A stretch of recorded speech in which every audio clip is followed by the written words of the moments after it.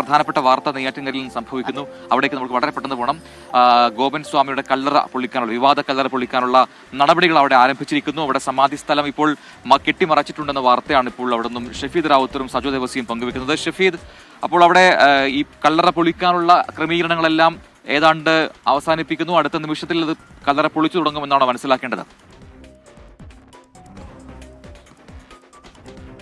പ്രജൻ, അങ്ങനെ തന്നെയാണ്. പോലീസിനെ സംബന്ധിച്ച് ഹൈക്കോടതിയുടെ ഇക്കാര്യത്തിലെ അസിസ്റ്റൻസ് അടക്കമുള്ള കാര്യങ്ങളുണ്ട്. പ്രത്യേകിച്ച് കഴിഞ്ഞ ദിവസം ഹൈക്കോടതി നടത്തിയ നിർണായകമായ നിരീക്ഷണത്തിന്റെ പശ്ചാത്തലത്തിൽ കൂടിയാണ് പോലീസും ജില്ലാ ഭരണകൂടവും വളരെ പെട്ടെന്ന് ഇങ്ങനെയൊരു നീക്കത്തിലേക്ക് കടക്കുന്നത്. പോലീസിനെ സംബന്ധിച്ച ഒരു മിസ്സിംഗ് കേസാണ് നിലവിൽ ഇപ്പോൾ ഉള്ളത്. അപ്പോൾ ആ മിസ്സിംഗ് കേസിൽ ഏതെങ്കിലും തരത്തിലൊരു അന്വേഷണ പുരോഗതി ഉണ്ടാകണമെങ്കിൽ എന്തുപറ്റി ഈ ഗോപൻ സ്വാമിക്ക് എന്നുള്ള കാര്യം കണ്ടെത്തണം. മാത്രമല്ല, ഗോപൻ സ്വാമിയുടെ മരണം സംഭവിച്ചിട്ടുണ്ടെങ്കിൽ അത് ഉറപ്പിക്കുക കൂടി പോലീസിന്റെ അന്വേഷണത്തിന്റെ ആദ്യ ഘട്ടമാണ്. ഇപ്പോൾ നമുക്ക് ദൃശ്യങ്ങളിൽ കാണാൻ സാധിക്കും. ടാർപോളിൻ കൊണ്ട് ഈ സമാധി മണ്ഡപം എന്ന കുടുംബം വിശേഷിപ്പിക്കുന്ന കോൺക്രീറ്റ് ആ ഭാഗം അത് പോലീസ് മറച്ചിട്ടുണ്ട്. മാത്രമല്ല, ഈ ഗോപൻ സ്വാമിയുടെ വീട്ടിലേക്കുള്ള പ്രധാനപ്പെട്ട കവാടം അതൊരു ഗേറ്റാണ്. ആ ഗേറ്റ് ഇപ്പോൾ പോലീസ് ക്രോസ് ചെയ്തിരിക്കുന്നു. വടം ഉൾപ്പെടെയുള്ള കാര്യങ്ങൾ വെച്ച് പോലീസ് ക്രോസ് ചെയ്തിരിക്കുന്നു. ഫോറൻസിക് സംഘം സംഭവ സ്ഥലത്തേക്ക് പുലർച്ചെ തന്നെ എത്തിയിട്ടുണ്ട്. ഇതടക്കമുള്ള കാര്യങ്ങൾ പരിശോധിക്കുമ്പോൾ നമുക്ക് മനസ്സിലാക്കാൻ കഴിയുന്നത് ഇന്ന് തന്നെ പോകുന്നു ഈ ഗോപൻ സ്വാമിയുടെ കല്ലറ പൊളിക്കലിലേക്ക് എന്നുള്ളതാണ്. ഇത് കേരളത്തിനെ സംബന്ധിച്ച വൈകാരികമായി ഇവിടെ നടന്ന നാടകങ്ങൾ ഉൾപ്പെടെയുള്ള കാര്യങ്ങൾ വലിയ തരത്തിൽ ചർച്ചയായതാണ്. വിശ്വാസം, അന്ധവിശ്വാസം, ആചാരം, അനാചാരം, ദുരാചാരം അടക്കമുള്ള സംവിധാനങ്ങളെക്കുറിച്ച് വലിയ ചർച്ച കേരളത്തിന്റെ പൊതുസമൂഹത്തിൽ നടന്നൊരു വിഷയം കൂടിയായ സ്ഥിതിക്ക് ഇത് പൊളിക്കുന്ന ഘട്ടത്തിൽ ഏതെങ്കിലും തരത്തിൽ കുടുംബത്തിന്റെ ഭാഗത്ത് നിന്ന് വൈകാരികമായിട്ടുള്ള പ്രതിഷേധങ്ങൾ ഉണ്ടോ എന്നുള്ളതാണ് ഏറ്റവും നിർണായകമായിട്ടുള്ള കാര്യം. മാത്രമല്ല പ്രജിൻ, ഇന്നലെ നമ്മൾ ഈ ഹൈക്കോടതി ഇത് പൊളിക്കുക അതല്ലെങ്കിൽ ഇവരുടെ ഹർജി അത് ആ രീതിയിൽ അന്വേഷണം നിർത്തിവെക്കാൻ കഴിയില്ല എന്ന് പറഞ്ഞതിന് പിന്നാലെ മകന്റെ പ്രതികരണം ഉണ്ടായിരുന്നു. മകൻ പറയുന്നുണ്ട് അച്ഛൻ മരിച്ചതല്ല, പകരം സമാധിയായതാണ് എന്നുള്ളത്. അപ്പോൾ ആവർത്തിച്ച് മാധ്യമപ്രവർത്തകർ ചോദിക്കുന്നുണ്ട്, മരണ സർട്ടിഫിക്കറ്റ് വേണ്ടേ? നിങ്ങളുടെ ഏതെങ്കിലും തരത്തിലുള്ള ഭാവിയിലെ ആവശ്യങ്ങൾക്ക് മരണ സർട്ടിഫിക്കറ്റ് ആവശ്യമായി വരില്ലേ? അപ്പോൾ മകൻ പറഞ്ഞത്, അച്ഛന്റെ ആഗ്രഹം ഞാൻ സാധിച്ചു കൊടുത്തു.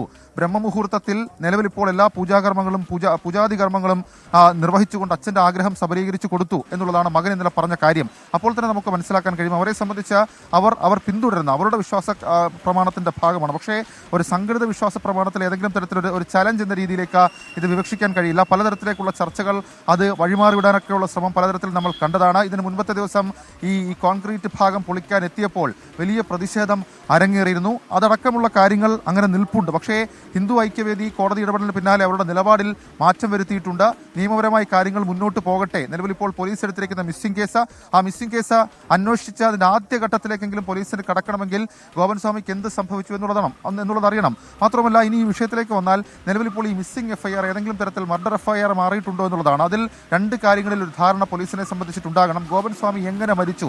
മകന്റെ മൊഴി പ്രകാരം ഗോപൻ സ്വാമിയെ തന്നെ സമാധി മണ്ഡപത്തിലേക്ക് പോയിരുന്ന അവിടെ ഇരുന്ന് സമാധിയായി എന്നാണ് പറയുന്നത്. പക്ഷേ അതിനപ്പുറത്തേക്ക് ഏതെങ്കിലും തരത്തിൽ ഈ ചില ബന്ധുക്കളുടെ അടക്കം മൊഴി ഉണ്ടായിരുന്നു. ഗോപൻ സ്വാമി കഴിഞ്ഞ കുറച്ച് മാസങ്ങളായി കിടപ്പിലായിരുന്നു. മാത്രമല്ല, അദ്ദേഹത്തിന് എഴുന്നേറ്റ് നടക്കാൻ കഴിയുമോ നടക്കമുള്ള സംശയങ്ങൾ ഉണ്ടായിരുന്നു. അങ്ങനെയാണെങ്കിൽ ബന്ധുക്കളിൽ ആരെങ്കിലും അദ്ദേഹത്തെ അവിടേക്ക് കൊണ്ടുവച്ചതാണെങ്കിൽ കൂടി അതിനകത്ത് ഒരു വലിയ ക്രൈം എലമെന്റ് ഉണ്ട്. മാത്രമല്ല, ആ ക്രൈമിന്റെ സീരിയസ്നെസ് അത് വേറൊരു തരത്തിലേക്ക് മാറുകയും ചെയ്യും. അങ്ങനെ പല വിധത്തിലുള്ള പ്രശ്നങ്ങൾ ഈ വിഷയത്തിലുണ്ട്. പോലീസിനെ സംബന്ധിച്ച് ആദ്യം കിട്ടേണ്ടത് പോസ്റ്റ്മോർട്ടം റിപ്പോർട്ടാണ്. ഗോപൻ സ്വാമി എങ്ങനെ മരിച്ചു, അദ്ദേഹത്തിന്റെ മരണത്തിൽ എന്തെങ്കിലും അസ്വാഭാവികതയുണ്ടോ എന്നുള്ള കാര്യം കണ്ടെത്തണം. അതല്ലെങ്കിൽ കൂടി ഈ വിഷയത്തിൽ മറ്റ് നടപടിക്രമങ്ങളിലേക്ക് പോലീസിന് കടക്കേണ്ടതായിട്ടുണ്ട്. ഏതായാലും ആദ്യം പോലീസ് ഇന്ന് നടത്തുക ഈ കോൺക്രീറ്റ് ഭാഗം അത് പൊളിച്ച് ഇത് പുറത്തെടുത്ത് ഇൻക്വസ്റ്റ് അടക്കമുള്ള നടപടികൾ നടത്തി മൃതദേഹം പോസ്റ്റ്മോർട്ടത്തിന് അയക്കണം. ആ പോസ്റ്റ്മോർട്ടം റിപ്പോർട്ട് പോലീസിനെ സംബന്ധിച്ച് നിർണായകമാണ്. അടുത്തയാഴ്ച ഹൈക്കോടതിയിൽ സ്ഥിതിവിവര റിപ്പോർട്ട് പോലീസിന് സമർപ്പിക്കേണ്ടി വരും. അതിൽ ഇത് പൊളിച്ചുവെന്നും മൃതദേഹം കണ്ടെത്തിയെന്നും ഗോപൻ സ്വാമിക്ക് ഇതാണ് സംഭവിച്ചത് എന്നുള്ള കാര്യം കൂടി വ്യക്തമാക്കേണ്ടി വരും. പ്രജിൻ, സ്മിത. ഷഫീദ് റൌത്തറാണ് വിവരങ്ങൾ നൽകിക്കൊണ്ടിരിക്കുന്നത്. ഒപ്പം സജോ ദേവസ്യ കൂടി ചേരുന്നുണ്ട് നമുക്കൊപ്പം. ഈ ഷഫീദ് പറഞ്ഞതുപോലെ തന്നെയാണ് ഇതിന് 2-3 എലിമെന്റ്സ് ഇതിലുണ്ട്. അച്ഛൻ മരിച്ചതാണെങ്കിൽ ആ മരണ സർട്ടിഫിക്കറ്റ് എവിടെ എന്ന ചോദ്യത്തിന് ഉത്തരമില്ല. 2, സുഖമില്ലാതെ കിടക്കുകയായിരുന്നു എന്ന് അയൽക്കാർ പറയുന്നു. അപ്പൊ അങ്ങനെയാണെങ്കിൽ ഇതെന്താണ് സംഭവിച്ചിട്ടുണ്ടാവുക? അച്ഛൻ കഞ്ഞി കുടിച്ചു, ഗുളിക കഴിച്ചു എന്നൊക്കെ അന്ന് ആ സംഘർഷമുണ്ടായ സമയത്ത് മകൻ പറയുന്നത് നമ്മൾ കേട്ടതാണ്. അപ്പൊ അതിന്റെയൊക്കെ ഒരു സത്യാവസ്ഥ എന്താണ്? യഥാർത്ഥത്തിൽ ഇതിന് പിന്നിലുള്ള ഒരു ദുരൂഹത അത് തന്നെയാണ് ചുരുളഴിയേണ്ടത്.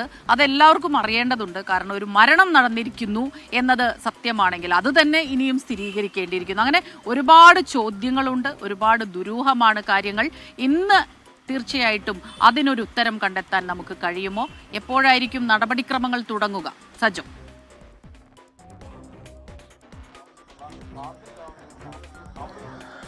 സ്മിത, സംസ്ഥാന ചരിത്രത്തിൽ തന്നെ ഇത്രയധികം അപൂർവതകളും സവിശേഷതയും ദുരൂഹതയും നിറഞ്ഞ ഒരു കേസ് എന്ന് തന്നെ വിശേഷിപ്പിക്കേണ്ടി വരുന്ന ഒന്നാണ് ഈ കേസിന്റെ പ്രത്യേകത എന്നത്, അല്ലെങ്കിൽ സമാധി ഇരുത്തി എന്ന് മക്കളും കുടുംബവും ഒക്കെ അവകാശപ്പെട്ട ഗോപൻ സ്വാമിയുടെ തിരോധാന കേസാണ്. നിലവിലത് തിരോധാന കേസാണ്.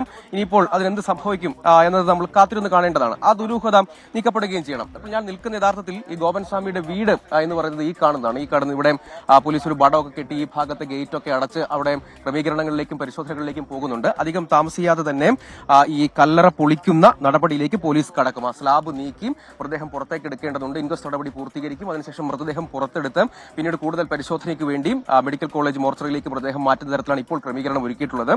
ആന്തരിക അവയവങ്ങളുടെ സാമ്പിൾ, അതായത് ഫോറൻസിക് സംഘം ഉൾപ്പെടെയുള്ള ആളുകൾ, ടീം, കൂടുതൽ ഉദ്യോഗസ്ഥരടക്കം ഇങ്ങോട്ടേക്ക് എത്തിച്ചേരുകയും ചെയ്യുന്നുണ്ട്.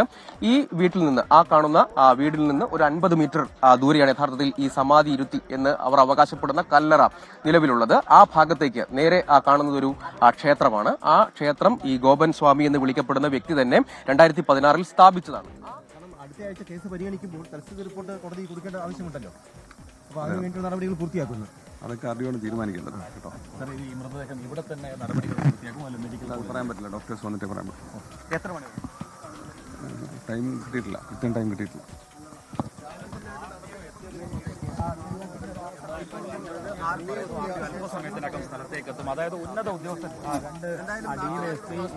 പോലീസ് ഉദ്യോഗസ്ഥരടക്കമുള്ള സംഘം ഇങ്ങോട്ടേക്ക് കൂടുതൽ ഉദ്യോഗസ്ഥർ എത്തിയിട്ടുണ്ട്.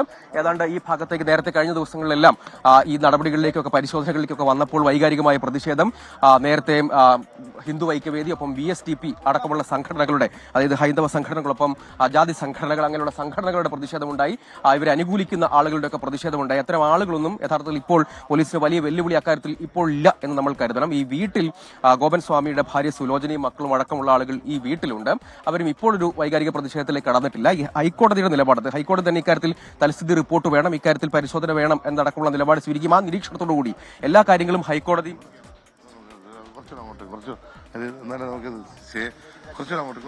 അതായത് ഇവിടെ നടപടികളിലേക്ക് കടക്കുകയാണ് എന്നാണ് ഉദ്യോഗസ്ഥർ.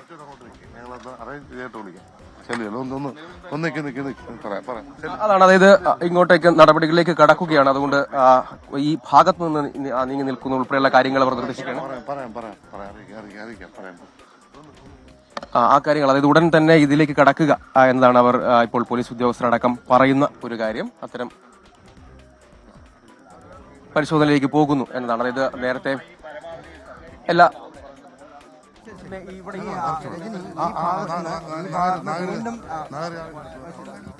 പരിശോധന, നിയമപരമായ പരിശോധന, ദുരൂഹത നീക്കാൻ ആവശ്യമായുള്ള കാര്യങ്ങളിലേക്ക് കടക്കുന്നതിൽ തെറ്റില്ല എന്ന നിലപാട് സ്വീകരിച്ചതുകൊണ്ട് അവരുടെ പ്രതിഷേധമില്ല, മറ്റുള്ള ആളുകളും ഇല്ല. അതുകൊണ്ട് പോലീസിനെ സംബന്ധിച്ചിടത്തോളം വളരെ വേഗത്തിൽ തന്നെ കാര്യങ്ങളിലേക്ക് കടക്കാൻ കഴിയും. ഫോറൻസിക് സംഘം ഉൾപ്പെടെയുള്ള ആളുകളുടെ സംഘമൊക്കെ ഇങ്ങോട്ടേക്ക്, സർജന്മാരുടെ സംഘവും ഇങ്ങോട്ടേക്ക് വരേണ്ടതുണ്ട്. അതുൾപ്പെടെയുള്ള ടീം ഇങ്ങോട്ടേക്ക് എത്തിയിട്ടുണ്ട്. ഇനിയിപ്പോൾ ഈ പരിശോധനകളിലേക്ക് കടക്കുക, അതായത് ഈ സമാധി എന്ന് വിളിക്കപ്പെടുന്ന തുടരുക. ഏറ്റവും പുതിയ ദൃശ്യങ്ങളും വിവരങ്ങളും അവിടുന്ന് ശേഖരിക്കുക. ഷഫീദ് റാവുത്തർ മറുഭാഗത്തുണ്ട്. ഷഫീദ്, ഇപ്പോൾ ഇതിൽ ഈ പ്രതിഷേധം എന്ന് പറയുമ്പോൾ ഈ കുടുംബം മാത്രമല്ല, ഒരു വിഭാഗം നാട്ടുകാരും ഈ സമാധി കല്ലറ പൊളിക്കുന്നതിനെതിരെ രംഗത്തെത്തിയിരുന്നു. ആ കാഴ്ചകളൊക്കെ കണ്ടതാണ്. അവിടെ പോലീസ് വന്നപ്പോൾ ആ രീതിയിൽ ക്രമസമാധാന പ്രശ്നങ്ങൾ ഉണ്ടാവുന്ന തരത്തിൽ നാട്ടുകാരുടെ ഒരു വിഭാഗം ആൾക്കാർ പ്രതികരിക്കുന്നത് കണ്ടു. എന്തുകൊണ്ടാണ് ആ വിഭാഗം ആൾക്കാർ ഇതിനെ കുടുംബത്തോടൊപ്പം നിൽക്കാൻ കാരണം? ഈ കുടുംബത്തെക്കുറിച്ച് എന്താണ് നാട്ടുകാർ പറയുന്ന കാര്യം? ഒപ്പം തന്നെ ഈ ഗോപൻ സ്വാമിയുടെ ഒരു പശ്ചാത്തലം, അതിനെക്കുറിച്ചുള്ള വിവരങ്ങൾ നാട്ടുകാരിൽ നമുക്ക് എന്തൊക്കെ ലഭിക്കുന്നുണ്ട് ഷഫീദ്?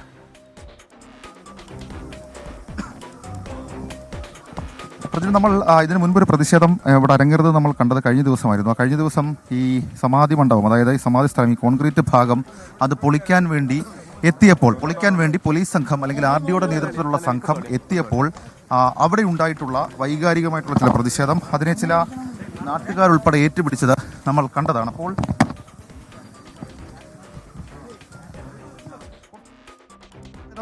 അത് ഇന്നും ഉണ്ടാകും. ഇപ്പോൾ നമുക്ക് നൽകാൻ കഴിയുന്ന ഒരു അപ്ഡേഷൻ ഏതാണ്ടെല്ലാം ഉറപ്പിച്ചു കഴിഞ്ഞിരിക്കുന്നു പ്രജിൻ. കാരണം ഈ മാധ്യമപ്രവർത്തകരുടെ സംഘത്തെ ഈ സംഭവം നടക്കുന്ന, അല്ലെങ്കിൽ സമാധി മണ്ഡപമുള്ള സ്ഥലത്ത് നിന്ന് കുറച്ച് ദൂരേക്ക് മാറ്റിയിരിക്കുന്നു, 100 മീറ്ററോളം ദൂരേക്ക് മാറ്റിയിരിക്കുന്നു. അവിടെ വടം വെച്ച് തിരിച്ചിരിക്കുന്നു.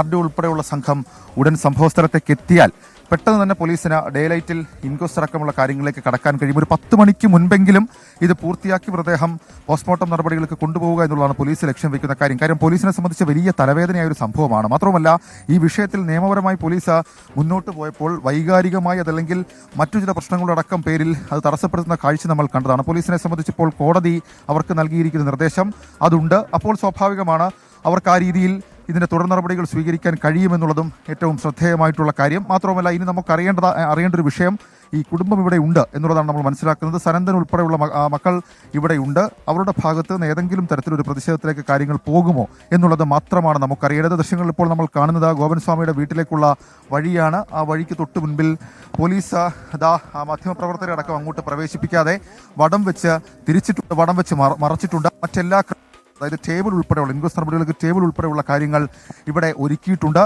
ഇനി ഈ വിഷയത്തിൽ ഞാൻ മുൻപ് സൂചിപ്പിച്ചതുപോലെ തന്നെ 2-3 പ്രധാനപ്പെട്ട കാര്യങ്ങളാണ് പോലീസിനെ സംബന്ധിച്ചിട്ടുള്ളത്.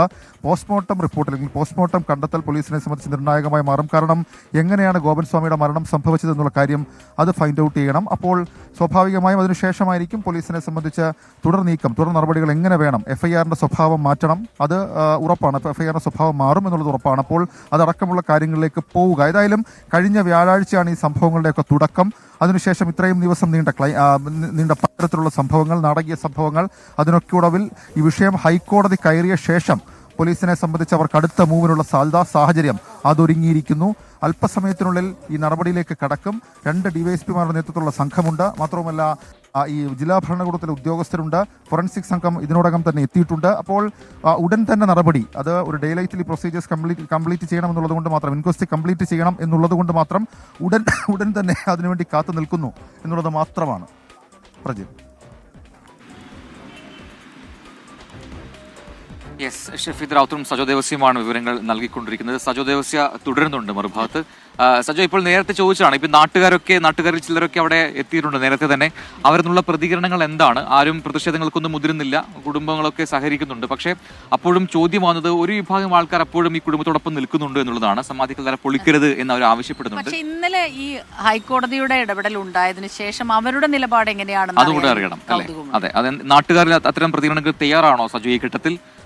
ഒപ്പം ഈ ഗോപൻ സ്വാമി ആരായിരുന്നു എന്നൊക്കെയുള്ള ചോദ്യങ്ങൾ കൂടി ഉണ്ടല്ലോ. അപ്പോൾ അതിന്റെ ഒരു ഉത്തരം എന്താണ്? നമുക്ക് ഈ ഗോപൻ സ്വാമിയുടെ ഒരു പശ്ചാത്തലം, സ്വാമി എങ്ങനെ സ്വാമിയായി, അതെ, അത്തരം കാര്യങ്ങളൊക്കെ നാട്ടുകാരിൽ അറിയാൻ കഴിയുന്നുണ്ടോ സജോ?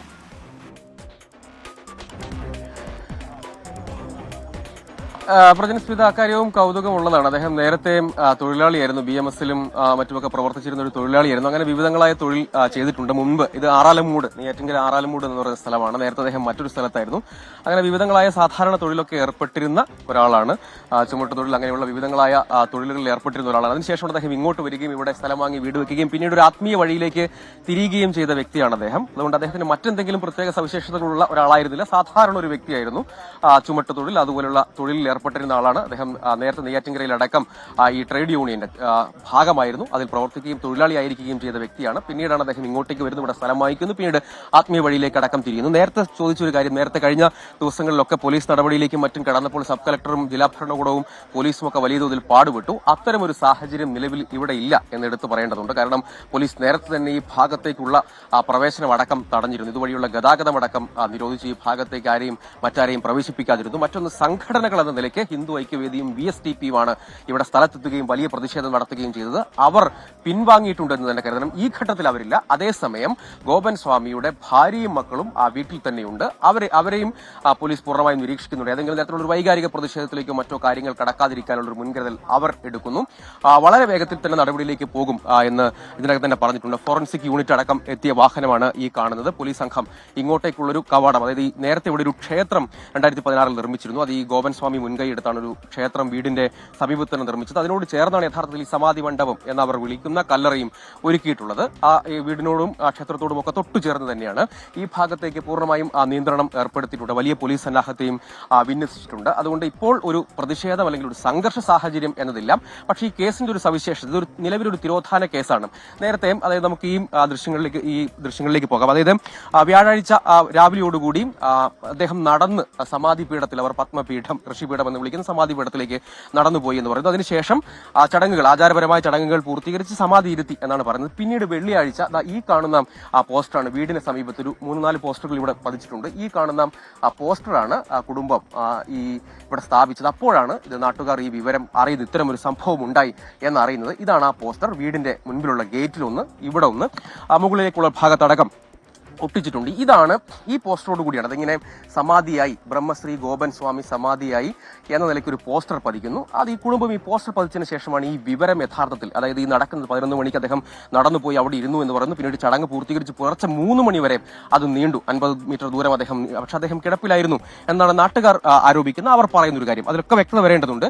ഈ പോസ്റ്റർ ഇങ്ങനെ പതിക്കുന്നു. അതിനുശേഷമാണ് ഈ കാര്യത്തിൽ നാട്ടുകാർക്കൊരു വിവരം ലഭ്യമാകുന്നത്. അതിന് പിന്നാലെ അവർ പോലീസിനെ വിവരം അറിയിക്കുന്നു, കൗൺസിലറെ വിവരം അറിയിക്കുന്നു, വിശ്വംഭരൻ എന്ന വ്യക്തി പരാതി കൊടുക്കുന്നു. പിന്നീട് അതൊരു തിരോധാന കേസ് രജിസ്റ്റർ ചെയ്യുന്നു. അതിന്റെ അന്വേഷണത്തിലേക്ക് പോകുന്നു. ആ ഘട്ടത്തിലാണ് വൈരുദ്ധ്യം നിറഞ്ഞതും ധാരാളം സംശയവും ദുരൂഹതയുമുള്ള മൊഴികൾ കുടുംബം നൽകിയത്. അവർ പറഞ്ഞത് പിതാവിന്റെ ആഗ്രഹമായിരുന്നു, മോഹമായിരുന്നു അവിടെ ക്ഷേത്രം സ്ഥാപിച്ചതാണ് സമാധിയാകണമെന്ന്. അതിന്റെ ഭാഗമായി അദ്ദേഹം തന്നെ ആചാരപരമായി പ്രാധാന്യമുള്ള ഒരു ദിവസം തിരഞ്ഞെടുത്തു. പിന്നീടാണ് അദ്ദേഹം ഗുളികയൊക്കെ കഴിച്ചതിന് ശേഷം നടന്നുപോയി പത്മപീഠത്തിലിരുന്നു. പിന്നീട് മകൻ, അതായത് രാജസേനനാണ്, സനന്ദൻ എന്ന മകൻ അവിടെ ഉണ്ടായിരുന്നില്ല. സനന്ദനെ വിളിച്ചു വരുത്തുകയാണ് ചെയ്തത്. ചടങ്ങുകൾ ചെയ്തു. പിന്നീട് സ്ലാബ് ഇട്ടു, അതായത് കല്ലറയിലാക്കി.